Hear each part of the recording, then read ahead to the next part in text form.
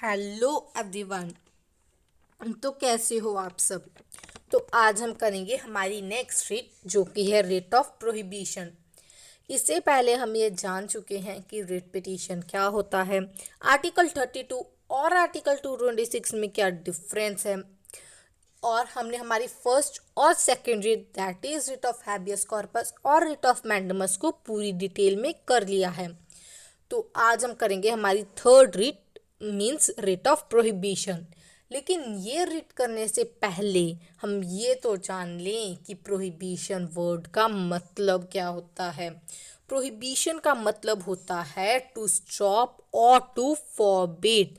ये writ of prohibition को stay order भी कहा जाता है। क्यों कहा जाता है ये आपको आगे पता चल जाएगा।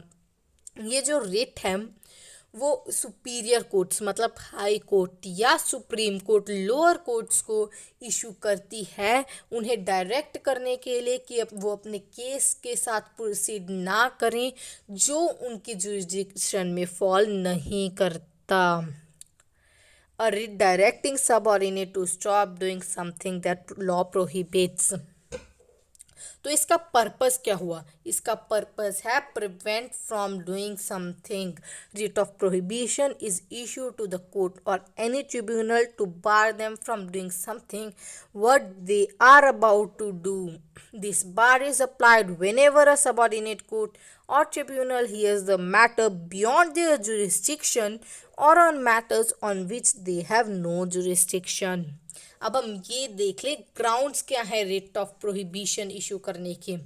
तो फर्स्ट ग्राउंड है एब्सेंस और एक्सेस ऑफ जुरिस्डिक्शन। जब एब्सेंस ऑफ जुरिस्डिक्शन की या टोटली लैक ऑफ जुरिस्डिक्शन हो तब। सेकंड है वायलेशन ऑफ नेचुरल जस्टिस। हम पहले ये नेचुरल जस्टिस का मतलब क्या होता है वो समझेंगे। नेचुरल जस्टिस के अकॉर्डिंग आप अपने ही प्रोग्राम में जज नहीं बन सकते। अगर किसी कोर्ट में एक जज है तो उसी कोर्ट में उसका बेटा या बेटी एज एन एडवोकेट स्टैंड नहीं हो सकते, क्योंकि ये माना जाता है कि अगर उसी कोर्ट में जज का बेटा या बेटी एज एन एडवोकेट स्टैंड हो रहे हैं तो कहीं ना कहीं बायसमेंट होएगी। नेचुरल जस्टिस क्या ये भी कहता है कि अगर एक पार्टी को दूसरी पार्टी के अगेंस्ट कोई एक्शन लेना हो तो पहली पार्टी को दूसरी पार्टी को नोटिस भेजना पड़ेगा। अगर किसी ने किसी दूसरे पर केस फाइल किया तो उसे पूरा हक है कि वो अपनी सफाई दे सके। ये जो 3 पॉइंट्स हैं ये नेचुरल जस्टिस के अंडर आते हैं, और अगर इन तीनों में से कोई भी पॉइंट का वायलेशन होता है तो हम रिट ऑफ प्रोहिबिशन इशू कर सकते हैं। अनकॉन्स्टिट्यूशनैलिटी ऑफ स्टैच्यू। जब भी कोई ट्रिब्यूनल या कोर्ट प्रोसीड करता है टू एन एक्ट जो उसके लॉ के अंडर अनकॉन्स्टिट्यूशनल हो, जो कॉन्स्टिट्यूशन उसे प्रोहिबिट करता हो, तो भी कोई भी कोर्ट या ट्रिब्यूनल उसे प्रोसीड कर रहा है तो रिट ऑफ प्रोहिबिशन फाइल हो सकती है। इन्फ्रिंजमेंट ऑफ फंडामेंटल राइट्स, ये सबसे कॉमन है।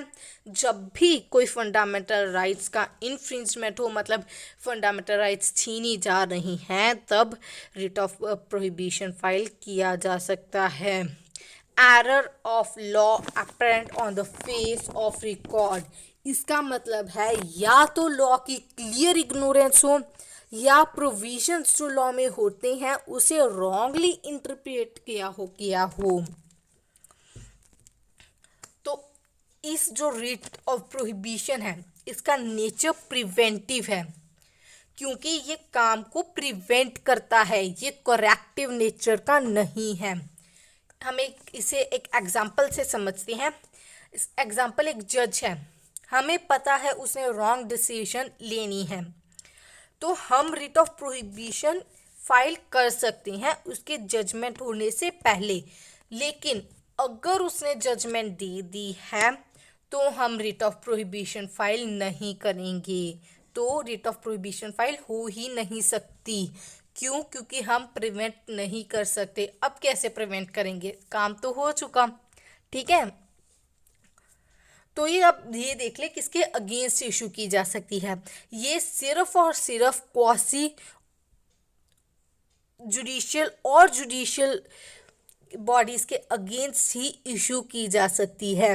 रिट ऑफ सर्जरी और रिट ऑफ प्रोहिबिशन ये दोनों जुडिशियल और क्वासी जुडिशियल बॉडी के अगेंस्ट इशू की जा सकती हैं और किसी के अगेंस्ट इशू नहीं की जा सकती।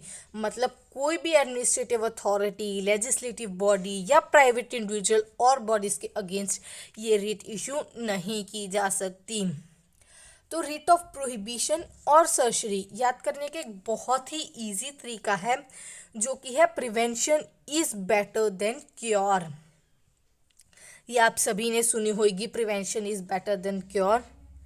मतलब जो रिट ऑफ प्रोहिबिशन, प्रिवेंशन से prohibition, P writ of prohibition is to prevent the judgment. It is issued when the judgment is not made still and which is wrong if made, and to prevent it the writ of prohibition is issued. Prevention और prohibition ये दोनों से आपको याद रहेगा कि जो writ of prohibition है वो प्रिवेंट करती है, prevention is better than cure से।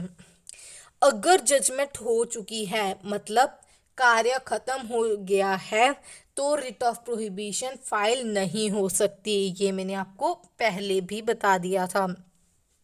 तो आई होप अब तक आपको पता चल गया होगा कि उसे स्टे ऑर्डर क्यों कहते हैं, क्योंकि ये जो काम प्रोसीड हो रहा है उसे स्टे करा देती है, उसे रोक देती है, उसे प्रिवेंट कर देती है, इसलिए इसे स्टे ऑर्डर भी कहा जाता है। सो आई होप आपको मेरी ये वीडियो अच्छी लगी होगी, और अगर आपको अच्छी लगी तो please like, share and subscribe, और हाँ, अपना कमेंट देना मत भूलना। Thank you.